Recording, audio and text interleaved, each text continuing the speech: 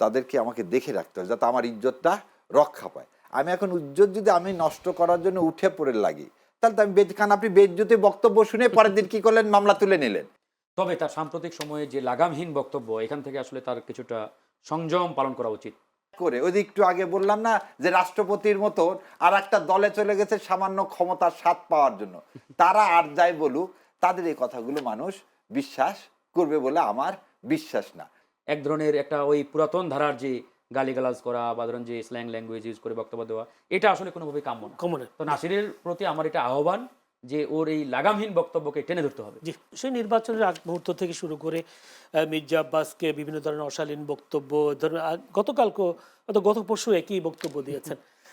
যদি বলি এখন বিএনপির নতুন নেতা যদি বলি গণ অধিকার পরিষদের সাবেক সাধারণ সম্পাদক রাশেদ খান, তিনি বলেছেন হ্যাঁ নাসিরুদ্দিন পাটোয়ারিকে জামাত ইউজ করছেন। এইখানে একটা কথা কি বলি ভাই, হঠাৎ করে একটা জিনিস সেদিন মধ্যে পুলিশের ইন্সপেক্টর জেনারেল সাহেব উনি বলছেন যে জুলাই অভ্যুত্থানে পুলিশও মাঠে ছিল। তো হঠাৎ করে আমার এক বন্ধু ফোন দিছে ইংল্যান্ড থেকে, সে হোয়াটসঅ্যাপেও লিখছে যে কি নিয়াজিও তো ৭১ সালে মাঠে ছিল।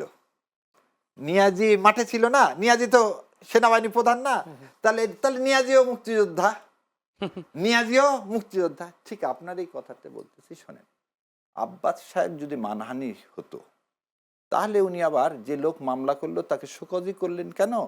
ইজ্জত ভাই বড় হলে ছোটরা কি সন্তান যারা হয় তাদেরকে কি হতে হবে, তাদেরকে আমাকে দেখে রাখতে হবে যাতে আমার ইজ্জতটা রক্ষা পায়। আমি এখন ইজ্জত যদি আমি নষ্ট করার জন্য উঠে পড়ে লাগি, তাহলে তো আমি কারণ আপনি বেজ্জতি বক্তব্য শুনে পরের দিন কি করলেন, মামলা তুলে নিলেন। তো বেজ্জতি হওয়ার আগে আপনার হুঁশ হচ্ছে না কেন?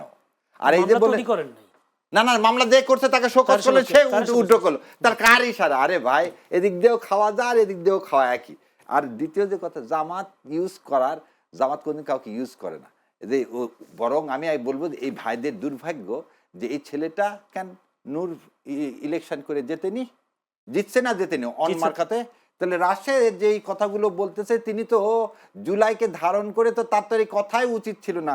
সে বা যারা যারা নীতি আদর্শ বিবর্জিত করে নিজেদের সব কিছু ত্যাগ করে, ওই যে একটু আগে বললাম না যে রাষ্ট্রপতির মতন আর একটা দলে চলে গেছে সামান্য ক্ষমতার স্বাদ পাওয়ার জন্য, তারা আর যাই বলুক তাদের এই কথাগুলো মানুষ বিশ্বাস করবে বলে আমার বিশ্বাস না। বরং এই রাষ্ট্রপতির মতো চরিত্র, আওয়ামী লীগের মতো চরিত্র এরা ধারণ করছে এই জুলাইয়ের যোদ্ধারা, এটা আমার জন্য খুব দুঃখের কষ্টের বিষয়। জি ধন্যবাদ, অসংখ্য ধন্যবাদ। দর্শক, আমরা আলোচনা করছিলাম বেশ কয়েকটি বিষয় নিয়ে, সমসাময়িক বিষয়গুলো নিয়ে আলোচনা হচ্ছিল। আলোচনায় ছিলেন ব্যারিস্টার নাসিরুদ্দিন পাটোয়ারির বিষয়ে একটু জাস্ট বলি। নাসিরুদ্দিন পাটোয়ারি ধরেন খুবই কম, হ্যাঁ এই জুলাই আন্দোলনে তার অনেক বড় একটা অবদান আছে, এটা অস্বীকার করার কোনো সুযোগ নেই, আমাদের এই সহযোদ্ধা ছোট ভাই।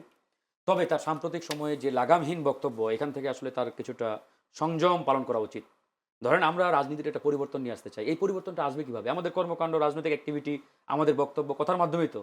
মানে আমি যদি আমার এই বক্তব্যের মাধ্যমে বারবার ধরেন যে এক ধরনের একটা ওই পুরাতন ধারার যে গালিগালাজ করা বা ধরেন যে স্ল্যাং ল্যাঙ্গুয়েজ ইউজ করে বক্তব্য দেওয়া, এটা আসলে কোনোভাবেই কাম্য না। তো নাসিরের প্রতি আমার এটা আহ্বান যে ওর এই লাগামহীন বক্তব্যকে টেনে ধরতে হবে। জি হ্যাঁ, ধন্যবাদ, অসংখ্য ধন্যবাদ। ও একজন ধরেন যে সত্যিকার অর্থে যোদ্ধা। জি যোদ্ধা। অসংখ্য ধন্যবাদ। দর্শক, বলছিলাম আলোচনায় ছিলেন ব্যারিস্টার ASM শাহরিয়ার কবির, আইনজীবী, বাংলাদেশ সুপ্রিম কোর্ট। আলোচনায় ছিলেন ফারুক হাসান, সিনিয়র সহসভাপতি মুখপাত্র গণ অধিকার পরিষদ। দুজনকে অসংখ্য ধন্যবাদ আজকে অনুষ্ঠানে সময় দেওয়ার জন্য। দর্শক, আপনারাও আজকের এই প্রাণবন্ত আলোচনায় এতক্ষণ ধৈর্য ধরে আমাদের এই অনুষ্ঠান দেখবার জন্য আপনাদের প্রাণঢালা ও বিনোদন শুভেচ্ছা জানিয়ে আজকের মতো এখানে শেষ করতে চাই। চ্যানেল সংলাপ অনুষ্ঠান আগামীকাল একই সময়ে এই অনুষ্ঠান দেখবার আমন্ত্রণ জানিয়ে আজকের মতো এখানে বিদায় নিচ্ছি। ভালো থাকবেন সবাই।